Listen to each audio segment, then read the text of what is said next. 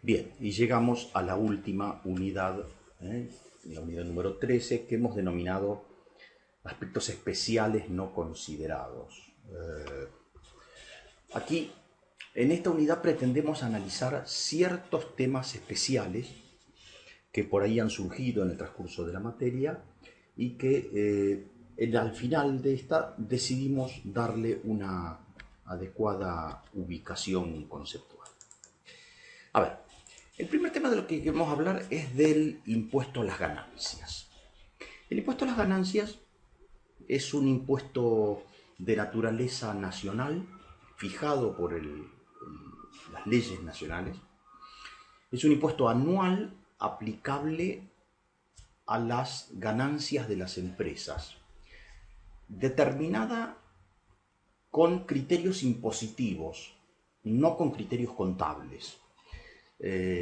No son extremadamente divergentes ambos criterios, pero sí existen algunos puntos en donde no hay coincidencia y entonces uno diría que la utilidad, el impuesto a las ganancias, no es un porcentaje estrictamente hablando de la utilidad contable, sino de la utilidad impositiva, que puede diferir un poquito.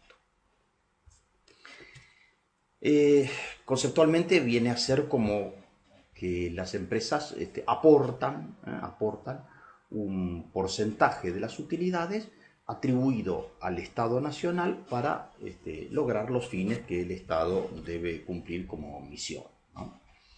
En nuestro país actualmente la alícuota de ese impuesto a las ganancias es del 35% sobre las utilidades impositivas para las sociedades de capital, las sociedades anónimas, las SRL. En el caso de las personas físicas es diferente, es una alícuota progresiva, en el caso de las sociedades de hecho también. Pero para las sociedades legalmente constituidas, 35%. La pregunta entonces es si es un costo o no es un costo. A ver, uno lo podría pensar desde dos formas. Claramente esto es una detracción de ingresos, claramente. O sea, para la empresa significa una erogación. Ahora, la pregunta de si es o no un costo, uno lo lleva al terreno de pensar, a ver, el costo es el sacrificio económico que yo tengo que encarar para poder obtener, generar un producto. Y en rigor de verdad, este costo, este impuesto, bajo tal definición, no entraría porque yo no es que tengo que pagar el impuesto para obtener el producto. En todo caso, si el producto me deja ganancia, hay una porción de las utilidades que no es para mí, que es para el Estado. Desde ese punto de vista nosotros diríamos no es parte del costo. Pero existe, Tiene una conceptualización fija o variable. Bueno, por ser un porcentaje de un valor neto, porque las utilidades son un valor neto, en ese valor neto impactan valores fijos y valores variables. Por lo tanto, un 35% de un residuo que tiene parte fija y variable tiene parte y parte de componente. Pero no podríamos caratularlo como un costo. Ahora bien, sin embargo, a nosotros más nos interesa pensar en cómo impacta en la toma de decisiones. Nosotros hemos visto en la materia diferentes tipos de decisiones que tenían que ver por lanzar o no un nuevo producto, invertir o no en una cierta tecnología, reemplazar un producto por otro, cambiar de proveedor, mejorar la calidad. Bueno, ¿cómo impacta en todas esas decisiones la existencia del impuesto a las ganancias? Entonces uno podría decir, la existencia de este impuesto no debería afectar la mayor parte de las decisiones. ¿Por qué? Porque si una decisión es conveniente antes del impuesto, también lo va a ser después del impuesto. O sea, si a mí me conviene más vender el producto A que no vender el producto B antes de impuesto, como el impuesto es un valor porcentual respecto de esa conveniencia, si el valor es mayor antes del impuesto, después también lo va a hacer. Con lo cual, desde ese punto de vista, las decisiones no se van a ver impactadas. Tampoco hay un impacto en función del tipo de decisiones que tome la empresa. O sea, no es que el Estado me va a cobrar un impuesto mayor si se trata de reemplazar un producto por otro, invertir en una o en otra tecnología o cambiar de un proveedor o no. O sea, la determinación del impuesto es lisa y llanamente un porcentaje sobre la masa de utilidades. Por lo tanto, sea la decisión que sea, si se mejoran las utilidades se paga más impuesto y si empeoran las utilidades se pagará menos impuesto, con lo cual este impuesto tampoco afecta en función del tipo de decisión.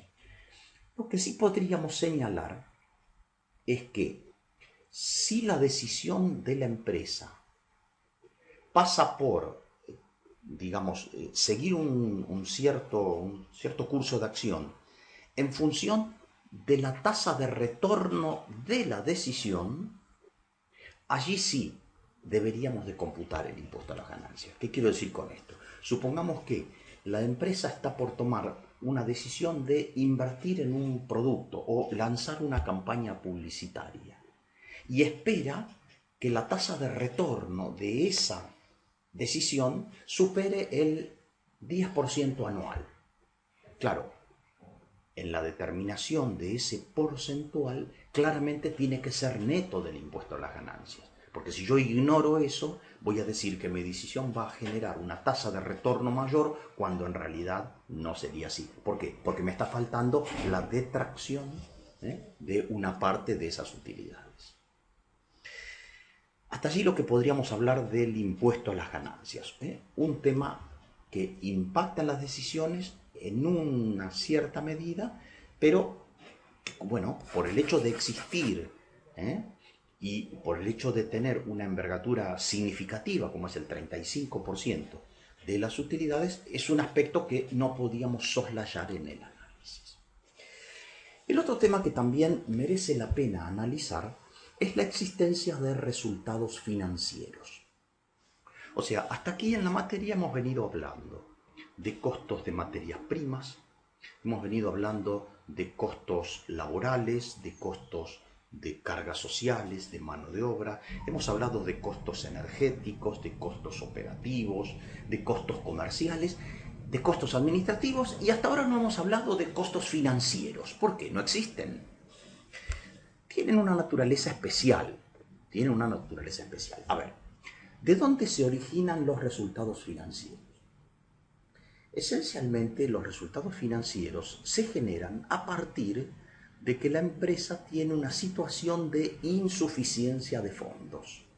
O sea, por no tener los fondos adecuados, la empresa recurre a financiamiento externo al cual hay que pagarle el costo del uso del dinero.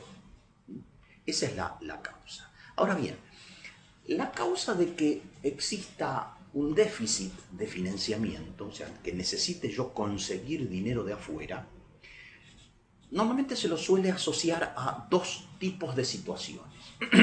El llamado financiamiento coyuntural, que se deriva de las necesidades financieras de corto plazo, administración de activos y pasivos de corto plazo que hagan que la empresa tenga una necesidad financiera transitoria de fondos y que tenga que tomarlo pagando costos. Supongamos decisiones del tipo de elevar la producción a unas sabiendas de que no voy a poder venderlo en el corto plazo. Eso va a significar el aumento de stocks y el aumento de stocks va a significar la necesidad de contar con el dinero suficiente para crecer en ese stock. O la posibilidad de extenderle el plazo de pago a los clientes. Si yo le extiendo el plazo de pago a mis clientes a 30, 60 días, claro, evidentemente me voy a quedar sin dinero en el corto plazo.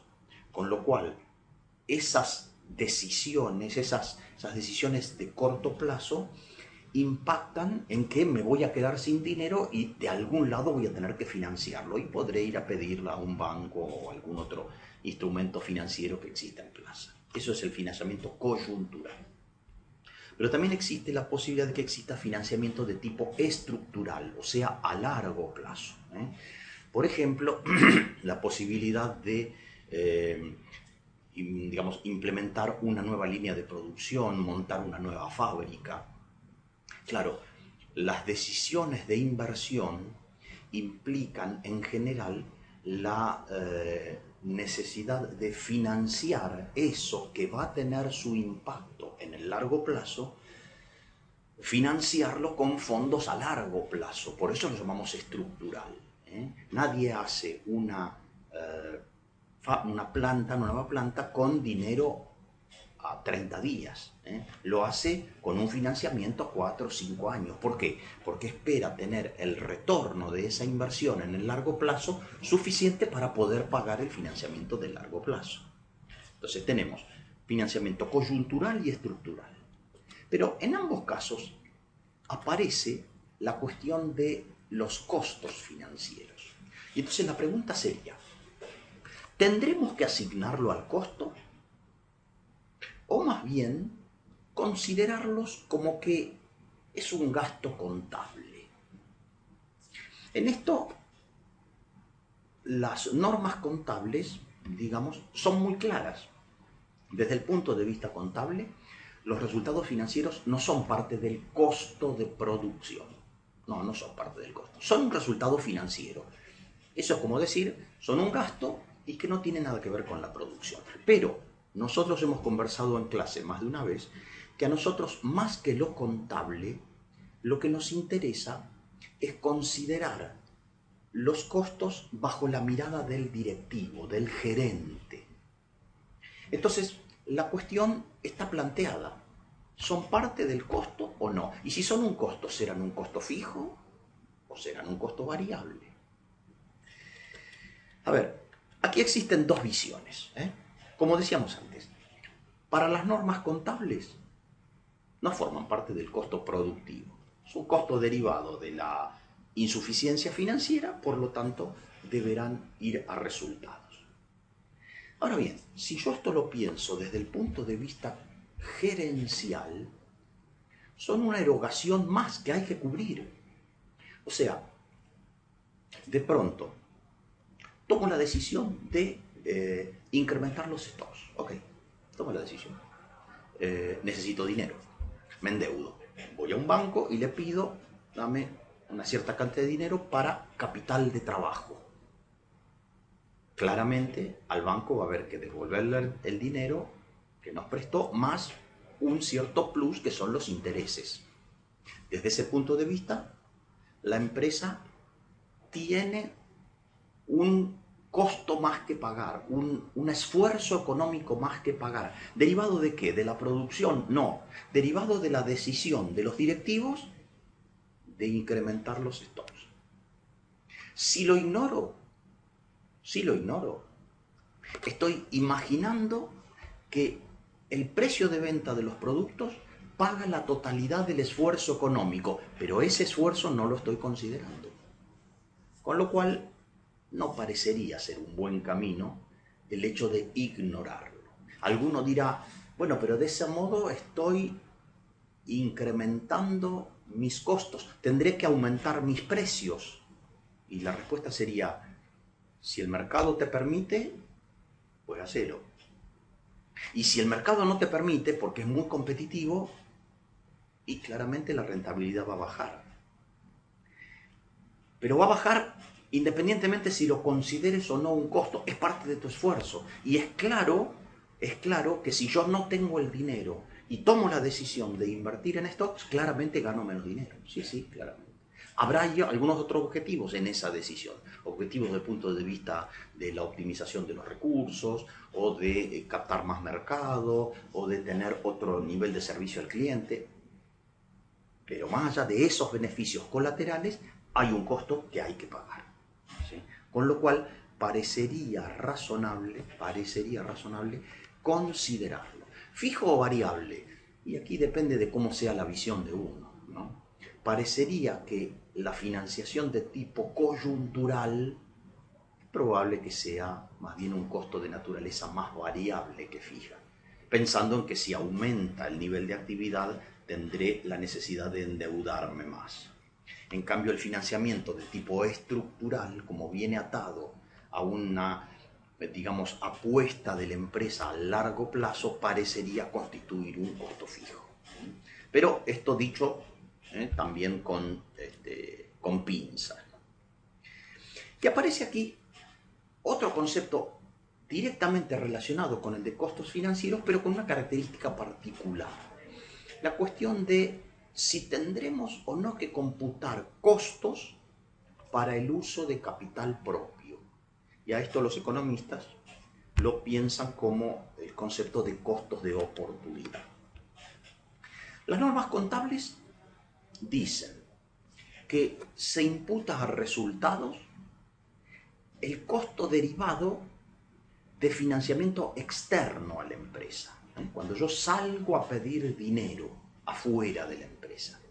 Pero las normas contables no permiten imputar a resultados el costo, o digamos, un costo por el uso de capital propio, que puede ser por aporte de fondos líquidos o porque utilice activos que pudieran tener otra afectación.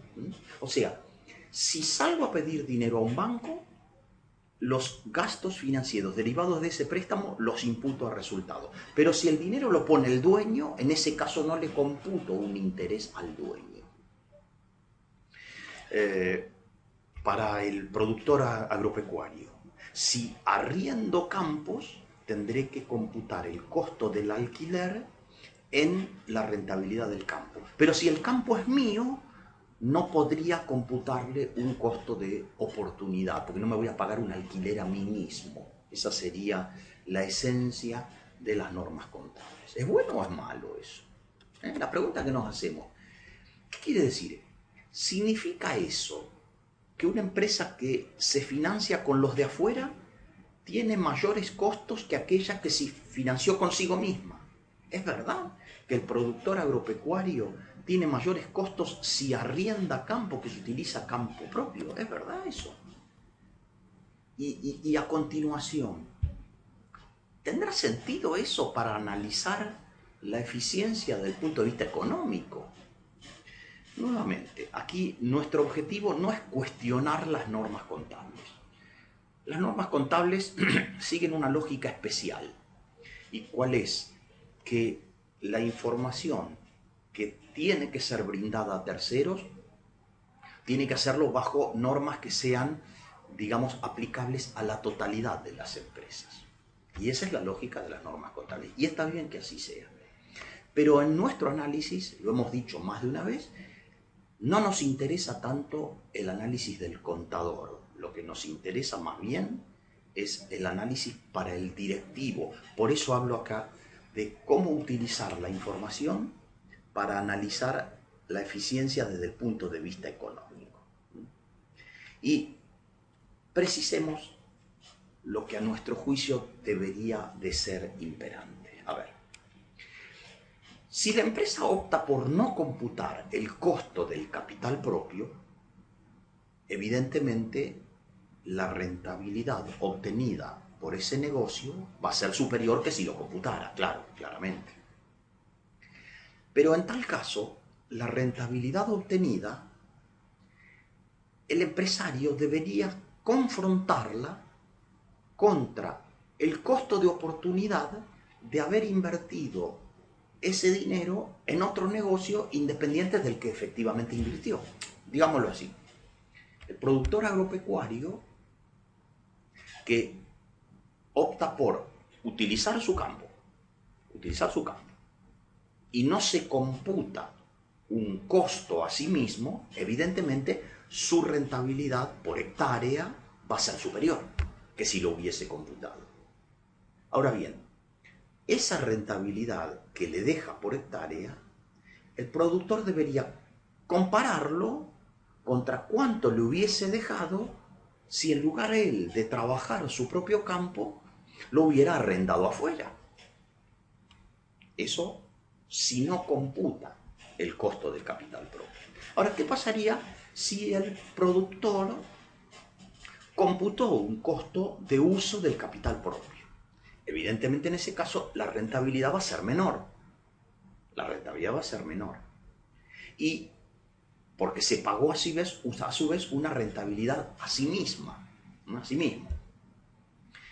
Claro, evidentemente el número va a ser cuánto fue la renta del negocio luego de haberle pagado la retribución a todos los factores de costo que intervinieron para obtener dicha rentabilidad. O sea, le habremos pagado al que nos vendió la semilla, le habremos pagado a los trabajadores, habremos pagado el resto de los insumos y le habremos pagado al aportante del campo una renta por haber aportado ese campo. Si a pesar de todo, haber computado todos esos costos, el negocio ha sido rentable, la mirada que debería darle el productor debería ser: he superado la barrera de la rentabilidad que pudiese haber obtenido si hubiese dedicado el campo a otro negocio, y además de haber superado esa barrera, el negocio me dio un plus de rentabilidad. O sea, son dos análisis diferentes, pero en ambos análisis, que son diferentes, en ambos casos, la comparación contra el costo de oportunidad siempre está presente, tanto si lo computo como si no lo computo. Porque si lo computo, el resultado voy a tener que compararlo directamente contra el costo de oportunidad. Y si lo computé en la rentabilidad, voy a mirar el neto como, si es positivo, superó la barrera del costo de oportunidad. Y si es negativo, no llegó a superarla y entonces incurrí en pérdidas. Entonces, en ambos casos está presente el costo de oportunidad. Digámoslo así, todo empresario que toma decisiones tiene que tener siempre presente si esa decisión que tomó es la mejor o podría haber tenido otra que le dé un plus mayor de rentabilidad. Y eso es su costo de oportunidad. Eso no puede dejar de estar presente, tanto si lo computo en los números o si no lo computo, más allá de las normas contables que no me permiten considerar esto dentro de la rentabilidad. En clase vamos a terminar de conversar estos temas y vamos a tratar de dar algunos ejemplos más prácticos como para redondear estas ideas en general.